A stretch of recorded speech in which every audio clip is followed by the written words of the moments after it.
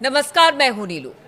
तो हिजबुल्लाह लगातार समय के साथ साथ धीरे धीरे और खतरनाक होता जा रहा है। जिस तरह से लगातार हमले वो इजराइल पर कर रहा है और कहा यह जा रहा था कि नसरुल्लाह के मारे जाने के बाद शायद हिजबुल्लाह की कमर टूट जाए, लेकिन अब नए चीफ के आने के बाद उन्होंने अपनी पूरी स्ट्रेटेजी चेंज की है। हमले लगातार इजराइल पर हो रहे हैं और वो भी बड़े हमले हो रहे हैं। किस तरह के प्लान के साथ इस वक्त हिजबुल्लाह तैयार है, बातचीत करने के लिए मयंक मेरे साथ है।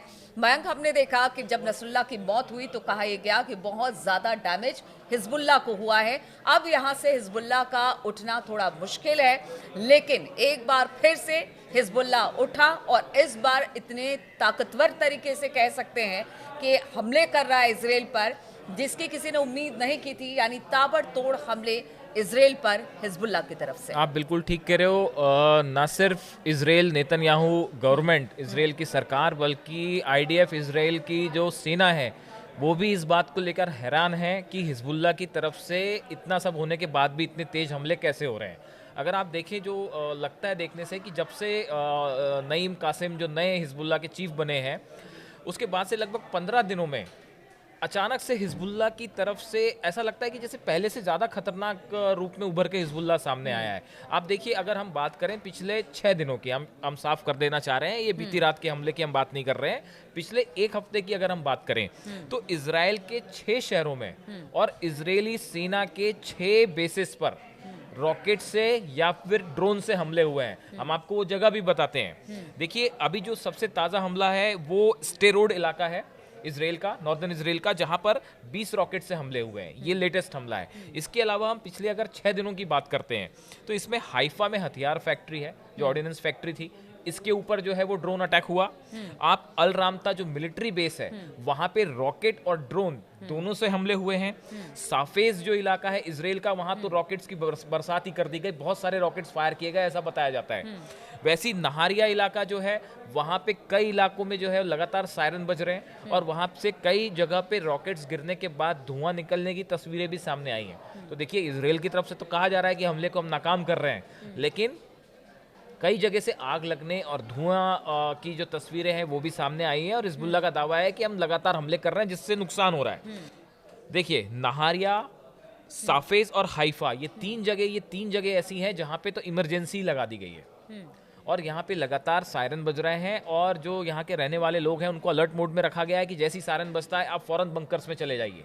तो ये हालात बिल्कुल वैसे ही हैं जब नसरुल्लाह की मौत के पहले हिजबुल्लाह जिस तरह से हमले कर रहा था, वैसी हालात अब भी बने हुए हैं। तो ये ना सिर्फ इजराइल के लिए बल्कि आईडीएफ के लिए, बल्कि सबके लिए ये एक बड़ा मुद्दा है कि आखिर हिजबुल्लाह, कहाँ तो दावे हो रहे थे कि हिजबुल्लाह पूरा खत्म हो जाएगा, नसरुल्लाह उसके बाद उनके डिप्टी चीफ, जितने उनके बड़े कमांडर्स थे, सब मारे गए। कहा यह जा रहा था कि अब हिजबुल्लाह जो है वो फिर से खड़ा नहीं हो पाएगा। लेकिन आप देखिए, नया चीफ मिलने के बाद 15 दिन में सवाल यह है कि ऐसा अचानक क्या हुआ कि हिजबुल्लाह ने जो है वो पूरी ताकत के साथ इजराइल पे फिर से हमले शुरू कर दिए। और यहाँ पर एक बात और मयंक, जिस तरह से इजराइल लगातार उसने हमले किए, हिजबुल्लाह के कई कमांडरों को मारा, हिजबुल्लाह के कई ठिकानों को टारगेट किया, क्या अब हिजबुल्लाह ये समझ गया है कि देखिए, अगर आपको हमला, मतलब अगर उधर से वार होता है तो आपको हमला करना पड़ेगा अगर अपने आप को बचाना है और खास तौर पर अपने वजूद को बचाना है। देखिए, आप जो कह रहे हो, पहले तो ये बात समझने की जरूरत है कि अचानक 15 दिन में ऐसा हो क्या गया कि हिजबुल्लाह ने जो है वो अपने हमले तेजी से बढ़ा दिए और कहाँ तो नुकसान होने की बात हो रही थी हिजबुल्लाह को, हिजबुल्लाह और खतरनाक जो है सामने आया। इसकी एक जो बड़ी वजह जो है, जो वहाँ के सोशल मीडिया में जिसकी चर्चाएं हैं, इंटरनेशनल मीडिया में, जो लेबनान में और इजराइल के अखबारों में जिसकी चर्चा है, देखिए, ईरान, कहा जा रहा है कि पिछले कुछ दिनों में फिर से, लगभग पिछले 15-20 दिनों में ईरान की तरफ से फिर से बड़ी मात्रा में हथियार हिजबुल्लाह को मिलने शुरू हो गए। अच्छा। अब सवाल यह है कि ये बीच में रुक गए थे, इसकी वजह हम आपको बताते हैं। देखिए, लेबनान और सीरिया के बॉर्डर का एक इलाका है मसना क्रॉसिंग। ये वो जगह थी जहां से ईरान हिजबुल्लाह को हथियार सप्लाई किया करता था। अच्छा। लेबनान में जो हथियार आते थे वो इस मसना क्रॉसिंग के जरिए आते थे। इसको निशाना बनाया इजराइल ने। इजराइल ने एयर स्ट्राइक के जरिए इस पूरे इलाके को तबाह कर दिया था, जिसकी वजह से ईरान से जो सप्लाई हुआ करती थी वो बाधित हो गई, वो कुछ दिनों के लिए रुक गई।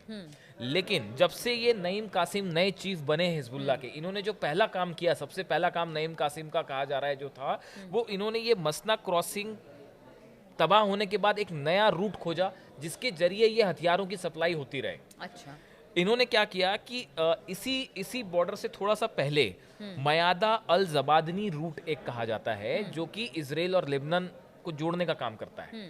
इन्होंने इस रूट से एक नया अपना रास्ता निकाल दिया है जिसके जरिए अब ईरान जो है वो उसके हथियार फिर से हिजबुल्लाह तक पहुंचने शुरू हो गए हैं। अच्छा। ऐसा एक्सपर्ट्स बता रहे हैं। अच्छा। जो बाल्बेक इलाका है लेबनान का जहां पे हिजबुल्लाह के हथियारों का गढ़ माना जाता है, वहां पे हथियार पहुंचाए जाने शुरू हो गए हैं और वो इस नए रूट से आ रहे हैं। तो इसकी वजह से जो देखिए इजरायली फोर्स किस तरह से ऑपरेट कर रही है, जो लेबनान में ग्राउंड अटैक हो रहे हैं उसको लेके पहली चीज तो ये है कि एयर स्ट्राइक्स तो हो ही रही हैं। उसके अलावा जो ग्राउंड फोर्सेस काम कर रही हैं वहां पे जितने गांव हैं, बताया जाता है कि पिछले ऑपरेशन में इजराइल ने 3 गांवों को बम से और बारूद लगा लगा के जो है एक्सप्लोजिव्स लगा के पूरी तरह तबाह कर दिया, क्योंकि वहां के कई सारे घरों में टनल्स में बड़ी मात्रा में हथियार हैं। हिजबुल्लाह के पास हथियारों की कमी नहीं है, बहुत जखीरा था जिसको तबाह करना आईडीएफ के लिए एक बड़ी चुनौती है। तो आईडीएफ अपने साथ जो है वो एक्सप्लोजिव्स लेके जाते हैं, इनके सैनिक जो है इजराइल के, और जहाँ पे टनल्स में हथियार है या मकानों में हथियार है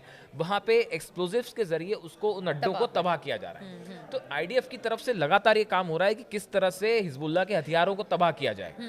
तो ऐसी हालत में हिजबुल्लाह को हथियारों की कमी ना हो, इसके लिए देखिए ईरान ने अभी तक सीधा हमले का जवाब नहीं दिया। इजराइल के हमले का भी ईरान की तरफ से सीधा जवाब नहीं है, लेकिन ईरान ने एक ये बड़ा स्ट्रेटेजिक डिसीजन यहाँ लेते हुए हिजबुल्लाह को तेजी से अपनी मदद बढ़ानी शुरू कर दी है। मदद बढ़ानी, और देखिए अगर यहाँ से सप्लाई होगी तो अगर इजरायली सेना उनके हथियारों को तबाह करती है या उनके बंकरों को तबाह करती है, उससे बहुत ज्यादा फर्क नहीं पड़ेगा। अगर एक तरफ से तबाही हो रही है तो दूसरी तरफ से आमद भी है, बिल्कुल ठीक कह रहे हो आप। यही वजह जो आप कह रहे हो, इसकी वजह से ही आप देखें कि हिजबुल्लाह अभी भी जो है पूरी शक्ति के साथ लगा हुआ है। उसकी वजह यही है कि ग्राउंड ऑपरेशन, देखिए ग्राउंड ऑपरेशन तो हो रहा है। इजरायली सेना ने जब ये हिजबुल्लाह के हमले बढ़े हैं पिछले 6-7 दिनों में, इसके बाद इजराइल ने भी अपना ग्राउंड ऑपरेशन और तेज कर दिया। बताया जा रहा है कि और ज्यादा फोर्सेस जो है लेबनान में जो है वो ग्राउंड पे उतार दी गई हैं। लेकिन ये सब होने के बाद भी हिजबुल्लाह बार बार इस बात को कह रहे हैं कि ग्राउंड ऑपरेशन आसान नहीं होता। और देखिए वहां पे बहुत बड़ी संख्या में जो है वो हिजबुल्लाह के लड़ाके मौजूद हैं और उनको न्यूट्रलाइज करना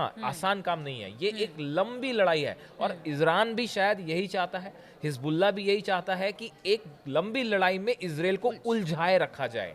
जब तक हिजबुल्लाह के फ्रंट पे इजराइल उलझा हुआ है, देखिए 6 शहर और 12 इजराइल के सेना के बेस हैं, यहाँ पे अगर हमले हो रहे हैं, अब भी रॉकेट्स गिर रहे हैं, अब भी ड्रोन अंदर आ रहे हैं, जिसकी तस्वीरें भी सामने आ रही है। ऐसी बात नहीं है कि उसकी तस्वीरें नहीं आ रही।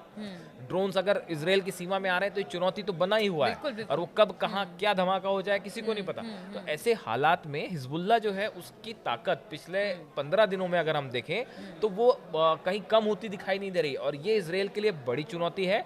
और इसी वजह से ही एक बड़े पैमाने पर इजराइल ने फिर से जो है लेबनान में ग्राउंड और एयर स्ट्राइक्स दोनों बढ़ा दी हैं पिछले 4-5 दिनों में, और कोशिश की जा रही है कि हिजबुल्लाह को एक बार फिर से पीछे धकेला जाए। बिल्कुल, तो हिजबुल्लाह को एक बार फिर से पीछे धकेला जाए। हिजबुल्लाह के हमले थोड़े कम हुए थे हथियारों की सप्लाई ना होने की वजह से, लेकिन अब एक बार फिर से ईरान हथियारों की सप्लाई हिजबुल्लाह को कर रहा है, जिसकी वजह से इजराइल पर हमले बढ़ गए हैं हिजबुल्लाह की।